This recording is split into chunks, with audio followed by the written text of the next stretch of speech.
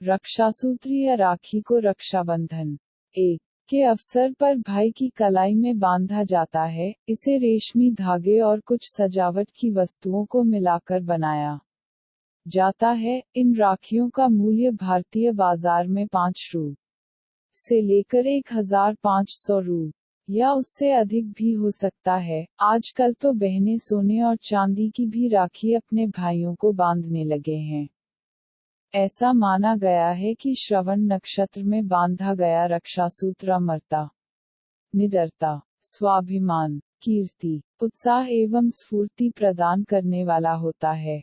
2. प्राचीन काल में रक्षाबंधन मुख्यतः हिंदुओं का त्योहार है। प्रतिवर्ष श्रावण मास की पूर्णिमा के दिन ब्राह्मण अपने यजमानों के दाहिने हाथ पर एक सूत्र बांधते थे, जिसे रक्षासूत्र कहा जाता था। इसे ही आगे चलकर राखी जाने लगा। यह भी कहा जाता है कि यज्ञ में जो यज्ञ सूत्र बांधा जाता था उसे आगे चलकर रक्षासूत्र कहा जाने लगा। 3. रक्षाबंधन की सामाजिक लोकप्रियता कब प्रारंभ हुई? यह कहना कठिन है। कुछ पौराणिक कथाओं में इसका जिक्र है, जिसके अनुसार भगवान विष्णु के वामनावतार ने भी राजा बलि के रक्षासूत्र बांधा था और उसके बाद ही उन्हें पाताल जाने का आदेश दिया था। आज भी रक्षासूत्र बांधते समय एक मंत्र बोला जाता है, उसमें इसी घटना का जिक्र होता है। परंपरागत मान्यता के अनुसार रक्षाबंधन का संबंध एक पौराणिक कथा से माना जाता है, जो कृष्ण व युधिष्ठिर के संवाद के रूप में भविष्योत्तर पुराण में वर्णित बताई जाती है।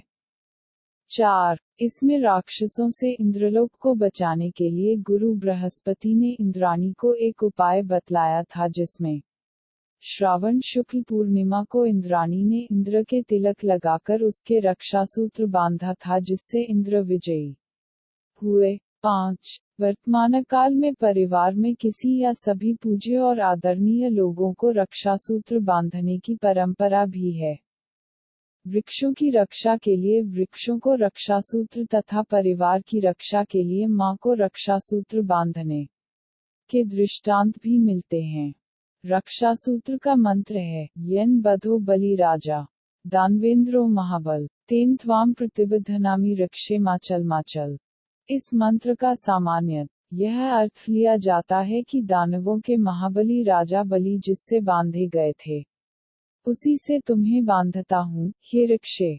रक्षासूत्र तुम चलायमान न हो। धर्मशास्त्र के विद्वानों के अनुसार इसका अर्थ यह है कि रक्षासूत्र बांधते समय ब्राह्मण या पुरोहित अपने यजमान को कहता है कि जिस रक्षासूत्र से दानवों के महापराक्रमी राजा बलि धर्म के बंधन में बांधे गए थे, अर्थात धर्म में प्रयुक्त किए गए थे, उसी सूत्र से मैं तुम्हें बांधता हूँ, यानी धर्म के लिए प्रतिबद्ध करता हूँ। इसके बाद पुरोहित रक्षासूत्र से कहता है कि हे रक्षे, तुम स्थिर रहना।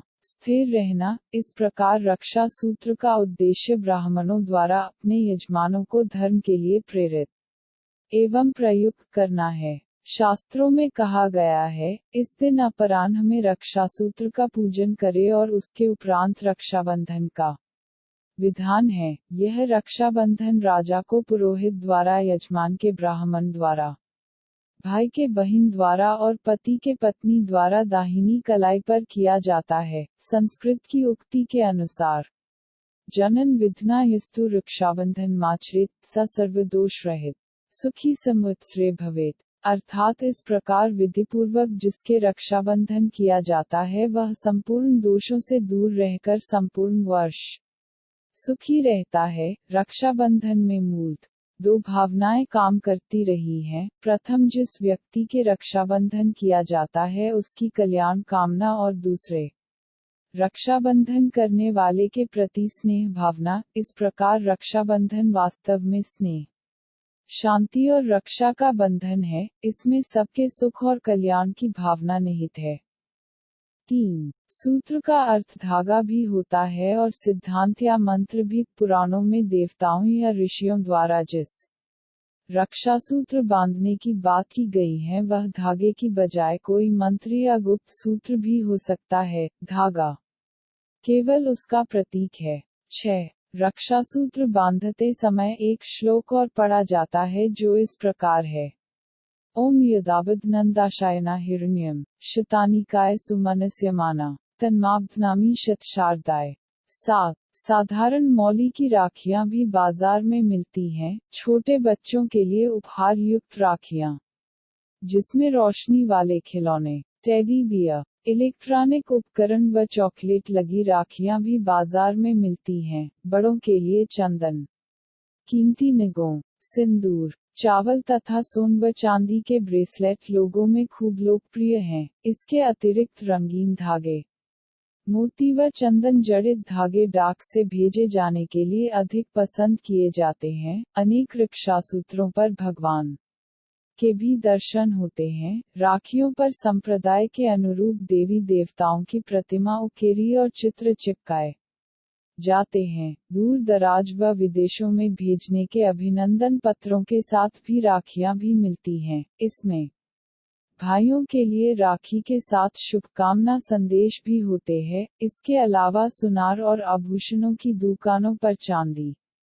डायमंड, अमेरिकन ज़रीकन, रुद्राक्ष से मंडित राखियां विभिन्न डिजाइनों एवं रंगों में उपलब्ध हैं। 8. भारत में विदेशी राखियां भी काफी लोकप्रिय हैं, आमतौर पर इलेक्ट्रॉनिक सामान की नकल करने में मशहूर। चीन अब राखी कारोबार में भी फल फूल रहा है। इन राखियों में साटन के धागों में छोटे छोटे खिलौने, गाड़ियां, फुटबॉल, टेडी बियर, गुड्डे गुड़िया, सुपरमैन और रंग बिरंगे फूल बंधे हुए हैं। यहाँ तक कि बच्चों के लिए धागों पर चूहे को भी विराजमान कर दिया गया है। बहनों की व्यस्तता को देखते हुए भारत का डाक विभाग ऐसे लिफाफे बिक्री के लिए जारी करता है, जिन पर बहन को केवल भाई का पता भर लिखना होता है। इनमें राखी, रोली व चावल सहित सभी सामग्री पहले से होती है। इसके अलावा वाटरप्रूफ लिफाफे भी जारी किए जाते हैं। कुछ लिफाफे ऐसे भी तैयार कराए जाते हैं जिनमें राखी सहित सभी सामग्री होती है। इनकी बिक्री अनेक मुख्य या प्रधान डाकघरों द्वारा की जाती है। डाक छंटाई के दौरान राखी डाक का विशेष ध्यान रखा जाता है।